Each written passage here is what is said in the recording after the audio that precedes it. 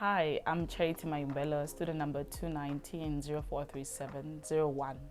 Hi, I'm Aziza Masood Nasor, student number 2016-02382, and We're we going to be presenting a lesson on English for hospitality. hospitality. In this lesson, we're going to start off with defining what English for hospitality is, and then we're going to go through the objectives, which are the importance of knowing English for hospitality, and also the effects of not knowing English for hospitality. Okay, so let's start by defining what is English for hospitality. English for hospitality is a targeted English language that is used by professionals that are in the hospitality industry and or students that are studying to become workers in hospitality. Yeah, and such types of people can be people who manage Airbnbs, hotels, people who work in front office jobs like receptionists. They all need this type of language in order to be able to best be productive in their industry. And since their industry is one of the fastest and steadiest growing industries, we find that this particular course is picking up a lot of traction because more people need to learn it. Okay, so English for hospitality. Its first importance is that it avoids misunderstandings between the staff if they're working in a hotel, maybe let's say, and there are people who have come to visit. This avoids the staff and the guests having misunderstandings because they are able to communicate with each other in a language that they both understand. And also it helps build relationships between the staff and the guests who come to visit at the hotel or at the lodge, because they are able to get to know each other, understand each other, and get to do things together or help each other in certain ways while they are together in this while they're together in the stay of the guests. Yes, and another thing that this course helps in is that it helps boost the confidence of the learners that are currently partaking in. It helps you understand your language abilities, capabilities, and also be able to further practice your spoken, written language, you know, while learning and acquiring new skills that fit to your job description as well. So English is a globalized language, especially in the business world. So it would make a lot of sense for most of the people working in different industries to know English or to learn English. But this specifically for English for hospitality, hospitality has to do more with communication than actually delivering. So in order for them to communicate properly or to deliver also services properly, they need to be able to talk to their guests, and it won't obviously be in their vernacular language because we have guests that come from different parts of the world. So in order to communicate with them, they'll obviously have to communicate with them in English. So that's the importance of English for hospitality.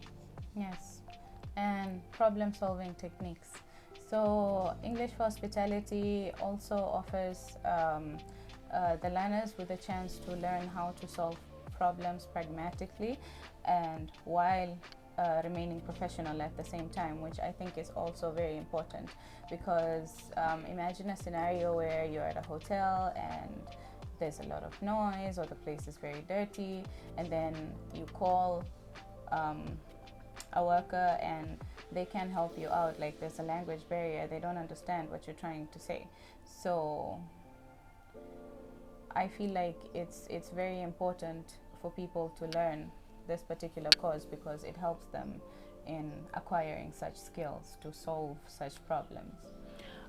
In as much as it is English for hospitality is meant for being able to communicate with guests and being delivering properly, it also is a necessity for everyone the staff members, because in certain circumstances where let's say administrative needs to work on something, or they're given written work such as emails or report, and they do not understand what they have to do because of a language barrier, they won't be able to do what their manager or what their leader asks them to do.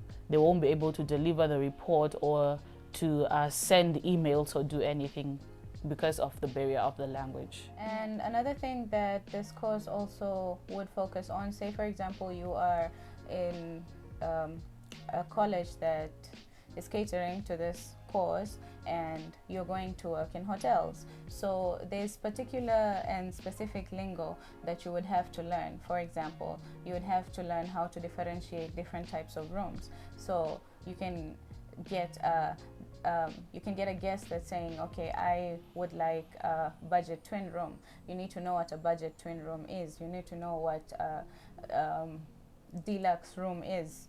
You need to know what a triple accessible room is. All of these are terms that are only found in this specific industry. So if you are not able to communicate in these terms, it could lead to a big misunderstanding, because a guest could come to you and say that I booked a deluxe room, but then you don't know what a deluxe room is. So you give the person a room with a single bed, you know, and it's a big misunderstanding. So also to wrap up the importance of hospitality, well, English is a widely spoken language, like all over probably this earth, I would say. So it is important for anyone who is in the business world to learn it, especially tourism and hospitality. It is important to be able to communicate with your customers, your guests, even business partners. So this is a wrap for importance of English for hospitality. Yeah. So Aziza will take us into the effects of Not learning this. yeah. So I feel like we've almost pretty much covered them, but the effects of not learning this approach is that, first of all, if you are already employed into the industry and you do not have the access to this course, then I feel like you're going to end up getting fired, because there are many things and many standards that you will not be able to meet simply because you're inexperienced in this field. Another effect of not learning English for hospitality. Well, the other effect, like we have mentioned before, let me just say mostly the main effect here is literally just the communication, because communication is a very important part of any industry, even a ministry, right? So if we are not able to communicate or understand each other, there is no way we are going to be able to deliver any services, and profitability to the company will be at risk. we're going to have an activity which we are going to solve ourselves. I am going to give the query out, and my partner Charity here is going to respond. Imagine this scenario. Okay. You are in a hotel. You have booked this hotel stay for 2 days, and you find that your needs are not met. On the hotel ad, it said that the room would have coffee and refreshments, but when you got there, you found none. And you were promised room service, but there was only one employee on site, and it was the watch guard. And in the morning, you were promised breakfast at 7, but breakfast was only served at 9. So my partner Charity is going to be the manager of this said hotel, and she is going to respond to my query. First of all, I will start by apologizing to you for not getting the services that were promised to you, or that were told to you that we do offer. There was a problem in a shortage of staff. We couldn't pay all of them, so we had to release some of them, and unfortunately you had already booked by then. And I had communicated with administrative to send emails to everyone that had booked before this decision was made. So I believe it's a problem in communication. I think she did not understand, since she doesn't speak English that well. But we will take a look into it, and we will refund part of the money, but we cannot refund all of it. So we can just also give you a package for you to come back again when you feel fit, and you can send an email. We will keep your name in the registry or wherever the administrative will.